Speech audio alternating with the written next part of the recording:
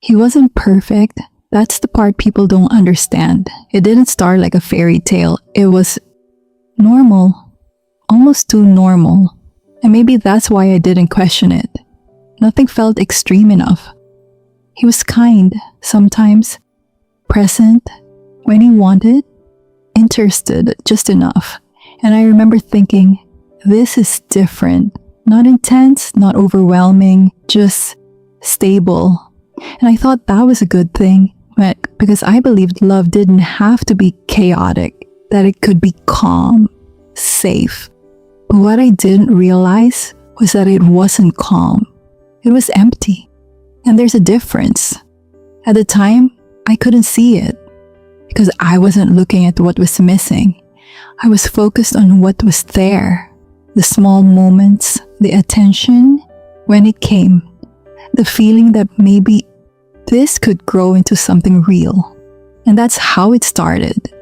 Not with love, with potential, and potential can blind you more than anything because you don't fall for what is, you fall for what it could become. And I did, even when there were signs, subtle ones, easy to ignore. Everything happened on his terms, his time, his mood, his decisions. At first, it didn't bother me. I thought, he's just like that. He knows what he wants, and I adjusted. Without noticing, I started fitting into his world instead of building something together. And that shift changes everything because little by little, you stop being yourself. Not because someone forces you, but because you want it to work. So I adapted. I became easier, more understanding, more available. And the more I did that, the less he had to. And that's when something started to feel off. Not in a way I could explain, but in a way I could feel. There were moments where he would go silent, not angry, not distant in an obvious way, just absent, like I wasn't there, and I tried to understand it. Maybe he's tired, maybe something's wrong, maybe it's me. So I adjusted again. I gave space, I became quieter, more careful, and every time I did that, I moved further away from myself. But I thought I was being mature, patient, understanding. I thought that's what love required. But it wasn't the silence that hurt. It was what I did because of it. I started questioning myself, replaying everything, trying to fix something that was never clear. And the more I tried to understand him, the less I understood myself. At some point, I noticed something I couldn't ignore. Not what he did, what he didn't do. The lack of effort, the lack of presence, the lack of intention. Because when someone wants to be there, you don't have to guess. But I was, all the time, filling in the gaps, explaining his behavior, justifying things that didn't feel right. And it didn't feel like lying to myself. It felt like understanding, like being patient. But there's a line between understanding someone and abandoning yourself. And I crossed it slowly, quietly, without noticing. There were moments where I felt completely alone, even with him. And I kept telling myself, he just doesn't express much. He shows it differently. But what I called his way was distance. What I called patience was tolerance. And I wasn't ready to see that. So I kept trying, hoping he would meet me halfway. And sometimes he did, just enough. A message, a moment, a small gesture, something that made me feel seen again. And every time that happened, everything reset. The doubt disappeared.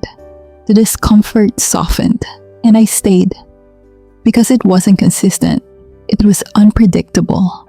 One moment, close, the next, distant. And that contrast does something to you. Because when something good comes after distance, it feels stronger than it is. But it's not love. It's relief. And without realizing, I started depending on those moments, waiting for them, needing them, because they became proof that something was still there. And that's when I stopped asking if it was enough and started asking how to make it work. And that changes everything. And the hardest part about that awareness is that it doesn't give you immediate strength. It doesn't suddenly make everything clear and easy. If anything, it makes everything heavier. Because now, you can see the pattern. You can feel it in real time. The distance, the silence, the way you adjust yourself again and again and again. And there's a moment where you realize something that's hard to admit.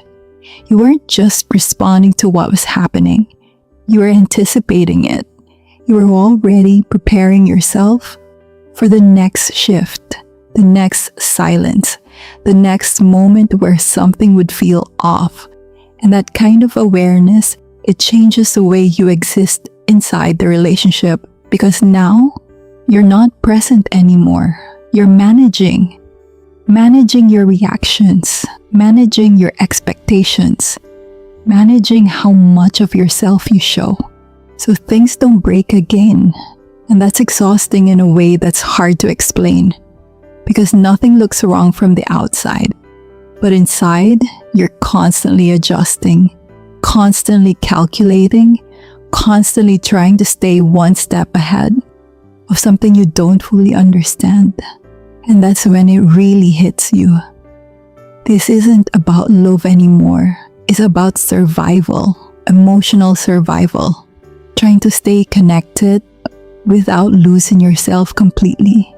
But the truth is, you already are, little by little, in ways that are almost invisible, until one day, you don't recognize the way you think, the way you feel, the way you respond. And that's when the question changes, because for so long, you were focused on understanding them, their behavior, their silence, their distance, trying to make sense of something that never fully made sense. But now, the focus shifts, and that shift is uncomfortable.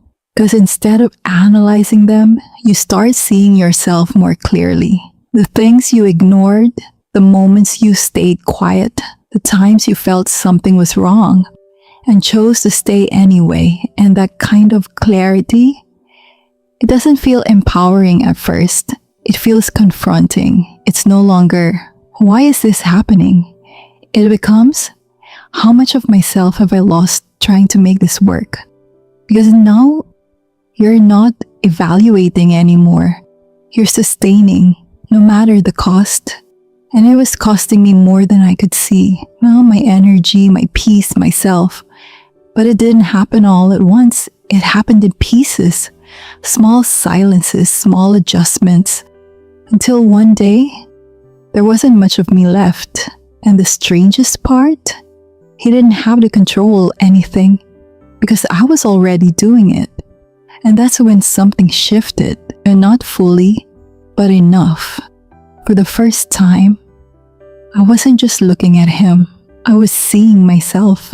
And that was harder to ignore, because even when everything seemed fine, something inside me felt off, like I couldn't fully relax. And I started noticing it more. That quiet feeling, always there, nothing clearly wrong, but nothing right either. And that's a confusing place to be, because you don't have a reason to leave, but you don't feel okay staying. So you try to fix the feeling, not the relationship, the feeling. Maybe if I change, maybe if I give it time. And time becomes your excuse, because as long as you believe it will change, you don't have to face that it won't. And I held on to that for too long, because there was always something that pulled me back. Not big things, small moments where he felt like the person I believed he could be. And every time it reset everything. But we weren't progressing, we were repeating the same pattern over and over, and without realizing I needed that pattern because tension builds and relief feels good, too good. And I thought that meant connection, but it didn't. It meant contrast. And that contrast was keeping me there. Because the worse it felt, the better the good moments seemed. And the better they felt, the harder it was to leave. Even when I knew something wasn't right. And deep down, I knew, not logically, but physically, that feeling in my body that I kept ignoring. Until one day, it stopped feeling like confusion and started feeling like clarity, uncomfortable clarity, the kind you can't ignore anymore. And I tried to go back to not knowing, to explaining things away, but I couldn't.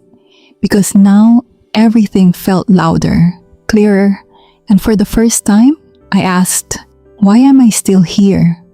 And that question changes everything. Because now, it's not about them anymore. It's about you, your choices, your silence, your patterns. And that shift doesn't feel empowering at first. It feels unsettling because you realize nothing actually changed. They didn't change. You did, the way you see it. And the hardest part to accept is this. I wasn't confused because it was complicated. I was confused because I didn't want to see what was clear. And once you see it, you can't unsee it. And that's when staying becomes harder than leaving. Not because the situation changed, but because you did. Because now, you know exactly what you're staying in. And that changes everything. So the real question isn't, why couldn't I leave? It's this, what am I still avoiding? That's keeping me here. Because the moment you answer that, honestly, that's when things start to change.